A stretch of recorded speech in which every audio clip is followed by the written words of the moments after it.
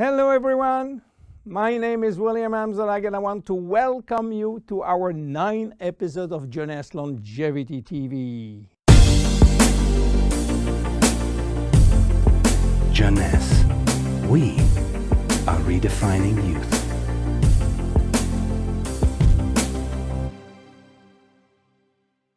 Obesity, or should I say globesity. Today, obesity is a worldwide epidemic disease.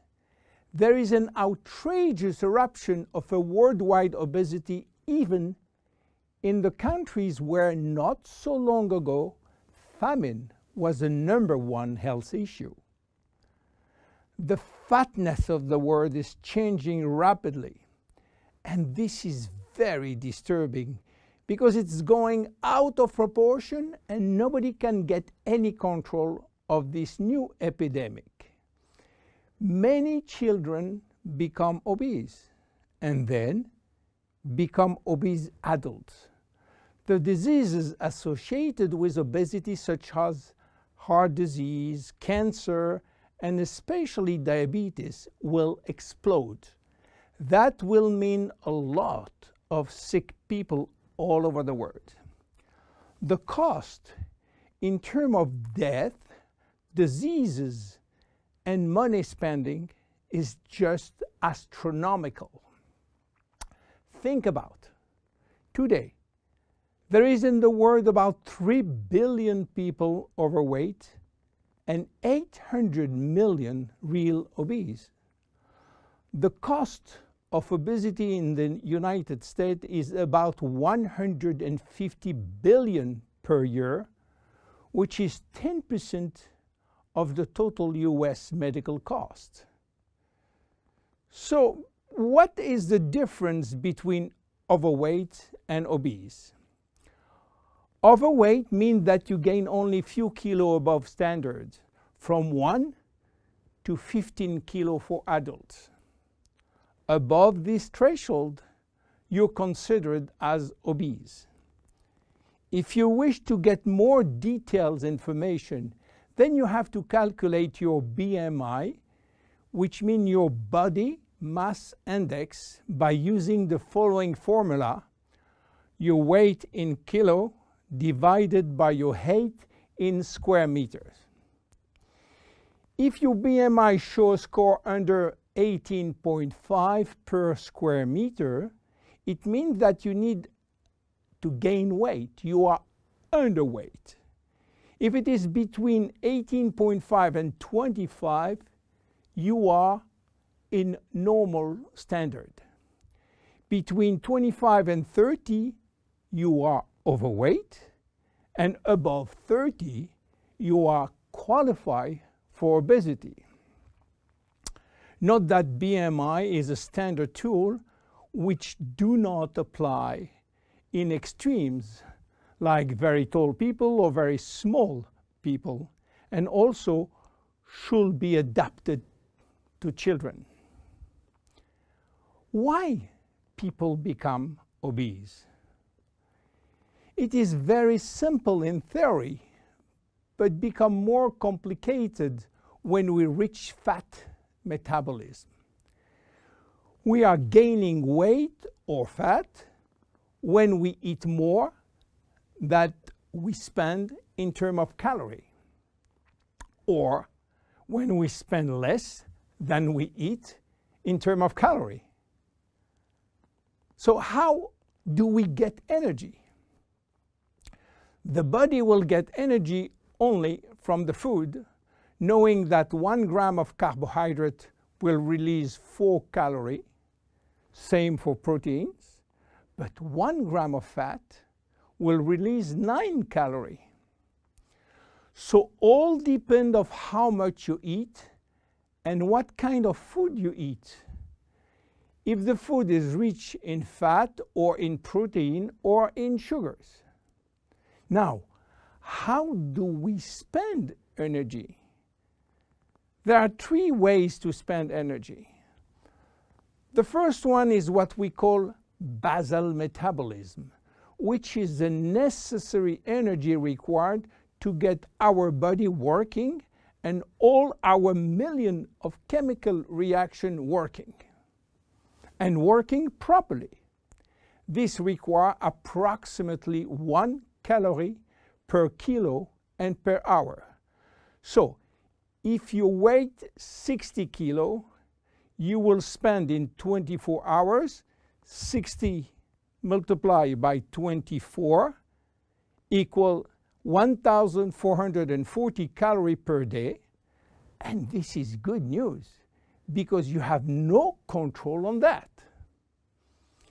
The second spending is the necessary energy to fight against heat or cold, and these depend on the environment and the way that you are protected against heat or cold. It is called thermogenesis. And again, you have little control on that. The third one is the energy required to move your body, and that is entirely up to you. This is to say that physical activity is the only controllable way to spend energy. We will see later that this very simple way of gaining or losing weight is influenced by many other factors, and especially the control of fat metabolism by a sophisticated group of hormones. So why such epidemic? To understand, we have to go back 20,000 years ago. As surprising that it can be, our genes have not changed for the last 20,000 years. At this time, life for humans was quite difficult. In fact, life was based on food availability, and food was really available only during spring and summer. The rest of the time, no food, almost famine. Our genes has to adapt and to work in accordance with this alternance of abundance and famine, and they create a kind of energy storage. The fat cell was born. This cell has the capacity to store all kinds of energy derived from fat, from carbohydrates, and even proteins. It can increase 50-fold its size and retain energy in the form of triglycerides. Because of uncertainty of food availability, our genes were oriented toward the saving mode, which means that every time we eat, all the energy coming from the food was oriented in the storage facility. What happened 20,000 years later? Our genes are still oriented towards saving mode, but there is no more famine. On the contrary, the new society offers an extreme abundance of food rich in calories, and that all over the year. And guess what happened? Everything is going first in storage, and once in storage, it is very difficult to get out. You understand now why it is very difficult today not to gain weight or fat. But there is another factor. 20,000 years ago, in order to bring food at home, men were hunting, fishing, or climbing trees to get fruits. And that was a huge energy spending mode. Today, with a new technology created for lifting heavy items or escalator or elevator, we reduce drastically our energy spending. You understand now why it is so easy to gain weight or fat. What are the consequences of obesity in terms of health and longevity? To make a long story short, it is a disaster. Being and staying obese will lead to a long list of chronic diseases, including cardiovascular disease, diabetes, cancer, metabolic syndrome, and consequently a drastic shortening of life.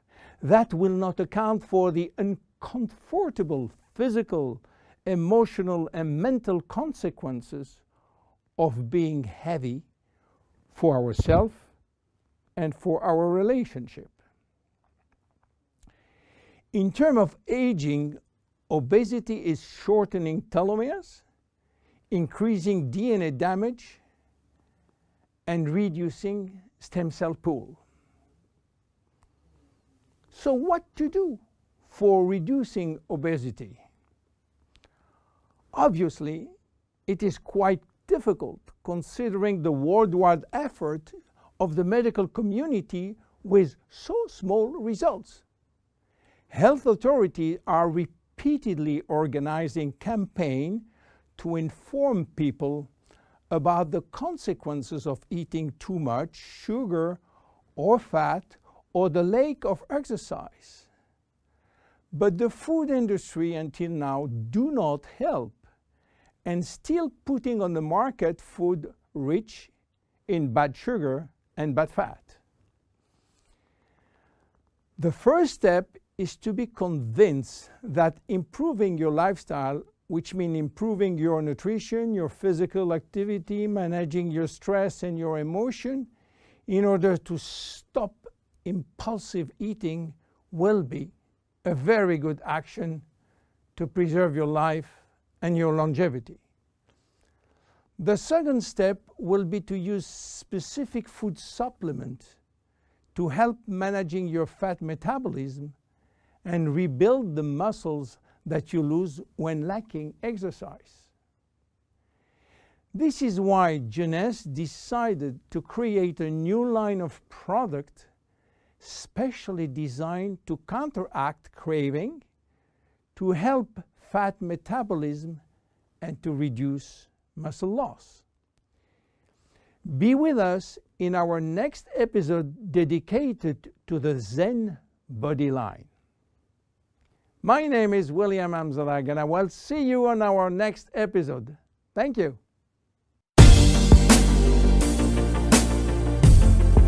Jeunesse. We are redefining youth.